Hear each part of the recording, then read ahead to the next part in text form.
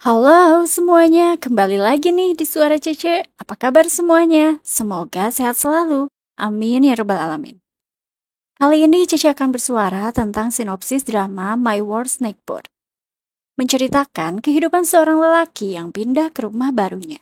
Dia mendengar suara bising yang berasal dari tetangganya. Yang usut punya usut, dia adalah seorang wanita. Rumah keduanya pun berdampingan, membuat mereka bisa saling mendengar suara bising satu sama lain. Dan untuk cerita lengkapnya, yuk menuju alur ceritanya.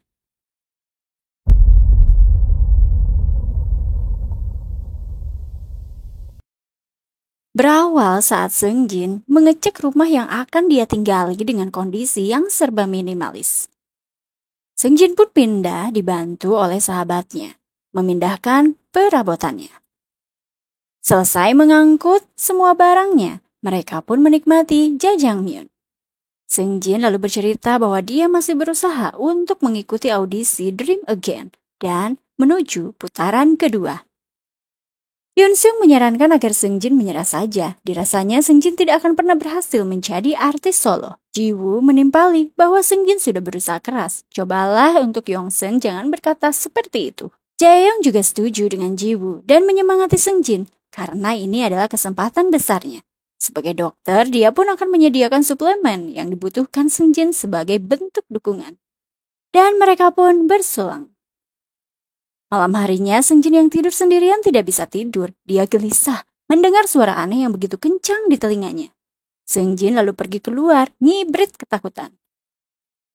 Dia pikir kemungkinan itu adalah suara hantu, tapi dia meyakinkan dirinya tidak mungkin itu adalah hantu. Dia pun bergulat dengan pikirannya.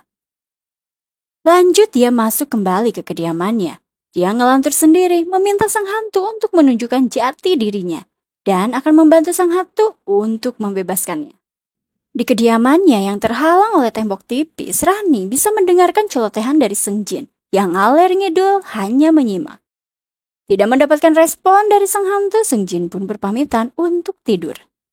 Pagi harinya, Seungjin yang sudah bangun dari tidurnya dalam pikirnya hendak mencoba membebaskan sang hantu dengan merobohkan dinding sumber suara hantu.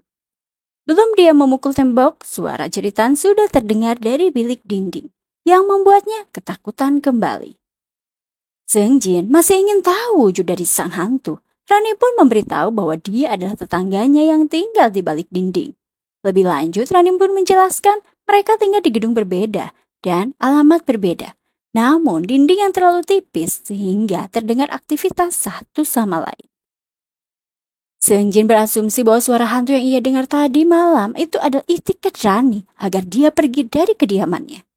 Rani pun membenarkan karena aktivitas yang dilakukan oleh Seungjin sangat terdengar dengan jelas sehingga mengganggunya. Dan alasan yang kuat adalah karena Rani lebih dulu tinggal di kediamannya. Jadi dia bebas melakukan apapun. Seungjin pun mengajak untuk berkompromi seperti melakukan aktivitas secara bergantian. Namun Rani menolak hal itu karena menurutnya tidak ada gunanya. Dan mereka pun beraktivitas masing-masing.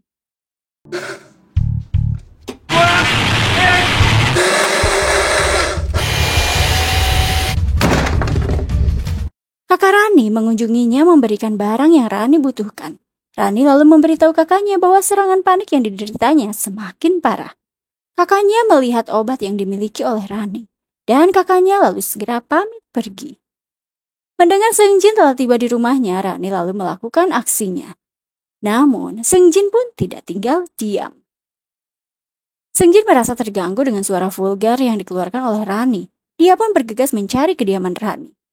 Jalan yang begitu panjang membuat kakinya amat lelah melangkah. Dia pun kembali lagi ke kediamannya. Dengan menyalakan metronom mekanik sehingga mengeluarkan suara detak yang tak henti cukup mengganggu aktivitas Rani.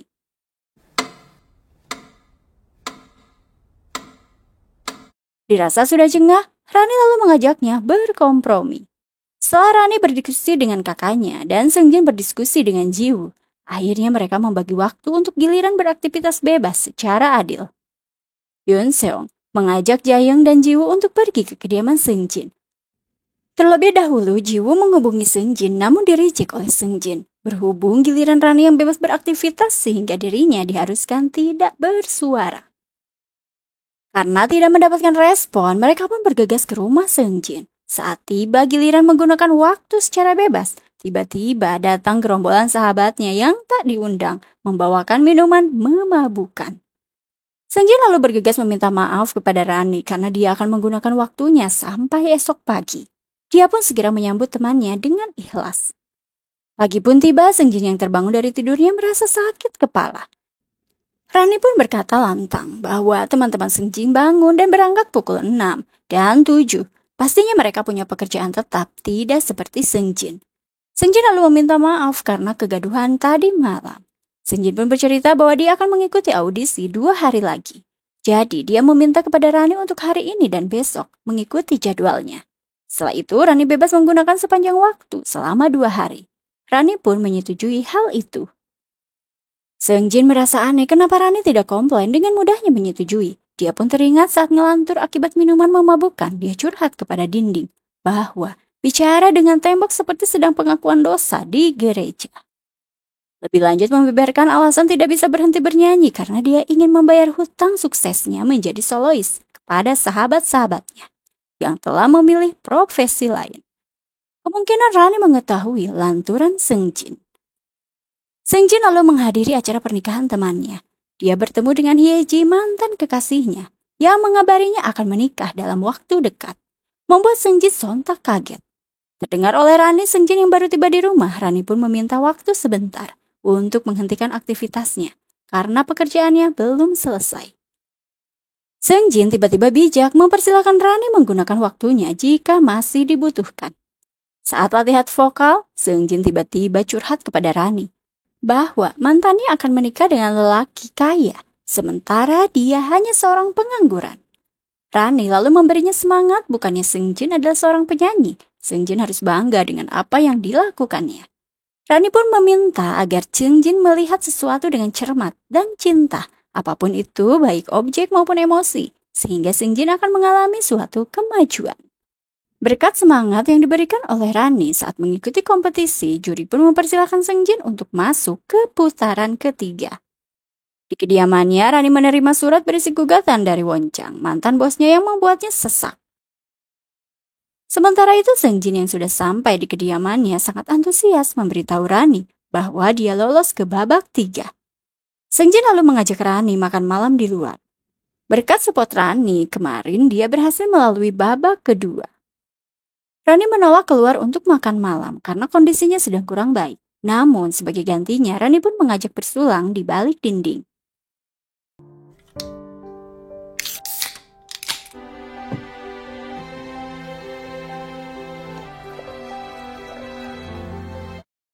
Pagi harinya Rani berpamitan kepada Seungjin untuk pergi. Dia tengah melakukan mediasi atas gugatan pemilik WC Design, yaitu Wonchang, di mana Rani menciptakan karakter kucing saat bekerja di perusahaannya. Dan diklaim oleh Wonchang, karakter tersebut adalah miliknya. Namun karena kerja keras Rani, dia akan memberikan kepemilikan 30%. Tapi menurut Rani itu adalah proyek pribadinya. Dan dia tidak menandatangani kontrak penyerahan hak atas karakter tersebut. Jadi, itu bukan milik perusahaan. Rani pun mengungkapkan jumlah kepemilikan yang diinginkannya adalah 50%. Kesepakatan pun terjadi oleh kedua belah pihak. Wonchang berbicara kepada pengacara, sebenarnya keinginannya ingin banding dan memperkirakan kemungkinan Rani berbohong tentang serangan panik yang dialaminya, hanya untuk mendapatkan simpati. Rani yang melewati Wonchang seketika memberitahu Wonchang bahwa dia bau sampah. Wonchang pun seketika mengendus. Sampai di kediamannya, Rani lalu curhat kepada Seungjin menceritakan kasus dengan Wonchang. Karena terlalu kesal, Seungjin lalu melancarkan aksinya.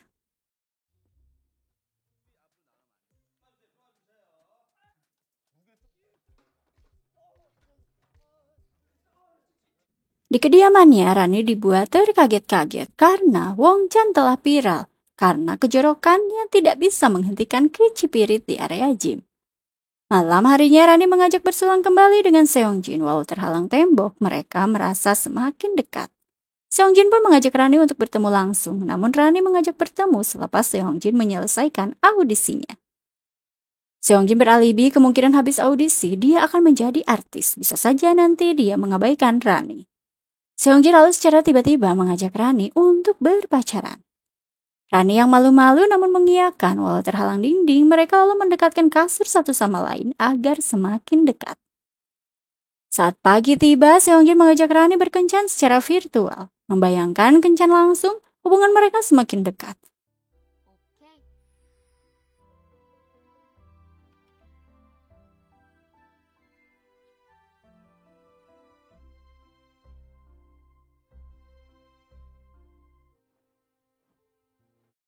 Dan lebih lanjut, mereka memasak di dapur masing-masing. Mengajak Jiwoo, teman dekat Seongjin, dan kakak Rani untuk menemani kencan mereka. Setelah selesai dinner, kakak Rani pun berpamitan, sangat senang melihat Rani yang sekarang lebih ceria. Sementara Jiwoo memperingatkan Seongjin bahwa cinta platonis itu omong kosong. Putuskan apakah perasaan Seongjin akan stabil setelah melihat wajahnya. Pagi hari Rani sudah curhat kepada kekasihnya bahwa karakternya akan dipakai oleh kotak kucing di komiknya. Namun perlu dimodifikasi desainnya sesuai dengan gaya seni mereka. Seongjin pun seketika merinding dan takjub akan pencapaian Rani. Tiba-tiba Hyeji datang berkunjung ke kediaman Seongjin, menyadari bahwa dia tidak bisa menikah dengan orang lain. Dia pun perlu bicara dengan Seongjin. Mengetahui hal itu, Seongjin mengajak Hyeji untuk pergi keluar. Hal tersebut didengar oleh Rani dan membuatnya tidak konsentrasi. Rani pun dihubungi oleh Wonchang. Tiba di kafe, Rani disodorkan kontrak bisnis oleh Wonchang. Seketika Rani mengingat momen saat karakternya diakui oleh Wonchang hasil karyanya. Rani lalu pergi tanpa pamit. Di kediamannya, Rani mulai gelisah dan gundah terkena serangan panik. Seongjin yang mengecek keberadaan Rani, tiba-tiba Rani menyahut bahwa tidak ada yang sedramatis mantan kekasih yang datang menemuinya. Esok hari, Seongjin berpamitan pada Rani akan pergi keluar. Namun tak ada respon karena Rani berada di klinik milik kakaknya. Seongjin yang berada di ruangan interview diminta untuk merekam kehidupan sehari-harinya seperti membuat vlog. Dia pun pulang dengan membawa kamera, namun dia menghubungi Yoon-seung karena merasa hampa dan butuh teman untuk bersama saat itu. Sementara di kediamannya, Rani yang sedang sakit dirawat oleh kakaknya. Di kantornya, Yoon-seung menemukan berkas Wonchang dan pengacara yang menangani kasusnya adalah Tuan Jang. Dia mau karena uang. Berkas itu merupakan kontrak, dan dengan kontrak ini mereka bisa mencuri hak cipta Rani sang tergugat. Dilihat dari kontraknya, Rani hanya sebagai kontraktor, bukan pemilik karakter ciptaannya. Karena dia hanya sebagai orang luar yang bekerja untuknya. Mengetahui suara Seongjin yang telah pulang, kakak Rani menyapanya dan berterima kasih kepada Seongjin. Karena Rani lebih ceria setelah bertemu dengannya. Kakaknya lalu meminta Seongjin bisa menjaga Rani dengan tulus. Seongjin pun menyanggupi hal itu. Esok hari secara brutal, Seongjin mengajak tarung Wonchang penuh amarah. Wonchang lalu menghubungi Rani untuk mengakhiri kontrak yang pernah dia ajukan. Karena dia telah diserang oleh lelaki pucat kering yang menjunjung tinggi Rani. Wonchang lalu mengultimatum jangan menghubunginya kecuali untuk memohon. Malam hari Rani marah terhadap kekerasan yang dilakukan oleh Seongjin karena ternyata terlalu naif Seongjin mengetahui hal ini. Terlalu melampaui batas dan Seongjin pun tidak memahami Rani. Rani pun mengajaknya untuk putus. Seongjin berusaha menenangkan Rani dan memberitahu bahwa Wonchang berusaha menipu Rani dengan kontrak yang dia tawarkan. Seongjin lebih lanjut mengingatkan jika Rani yang menyuruhnya agar melihat segala sesuatu dengan hati-hati dan cinta. Namun tidak direspon oleh Rani. Esok hari Rani pergi ke rumahnya membawa buku gambar kenangan masa kecilnya. Sampai di kediamannya, Rani melihat gambar-gambar masa kecilnya. Dia pun menghubungi Wonchang bersedia menerima tawarannya dengan syarat jangan ikut campur saat Rani membuat desainnya. Rani juga menyepakati pembagian waktu kembali dengan Seongjin. Namun Seongjin yang merasa kurang nyaman, dia pun segera pamit. Seongjin bermalam di toko buah milik Jiwoo. Terlihat seperti pengemis dan bukan penyanyi. Jiwoo menyarankan Seongjin untuk segera merapikan diri. Tiba-tiba Min Kyung, produser acara audisi menyanyi, menghubunginya. Meminta Seongjin untuk segera mengembalikan kameranya karena dia tidak membutuhkan vlog Seongjin. Kamera yang ada di kediamannya segera Jiwoo mengambilnya. Rani pun mengetahui hal itu. Esok hari Seongjin mengikuti audisi kembali. Produser memberikan bagian video yang tak sengaja terekam oleh Seongjin. Disarankan agar Seongjin mendengarkannya. Sementara Rani menemui Wonchang, memberikan sebuah kotak dilansir berisi sampel desainnya. Namun saat dibuka betapa kagetnya Wonchang karena berisi action figure pose viral dirinya.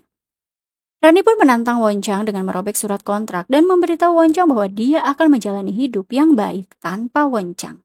Rani pun segera pergi.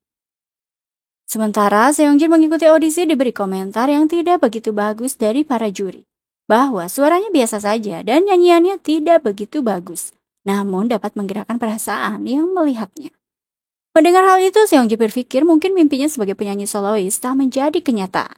Segera dia pun berpamitan dan lari ngibrit. Di persimpangan jalan dia menemui Rani. Mereka sangat bahagia karena akhirnya dapat bertatap muka. Sahabat-sahabat Seongjin membantu mendobrak dinding pembatas kediaman Seongjin dan Rani.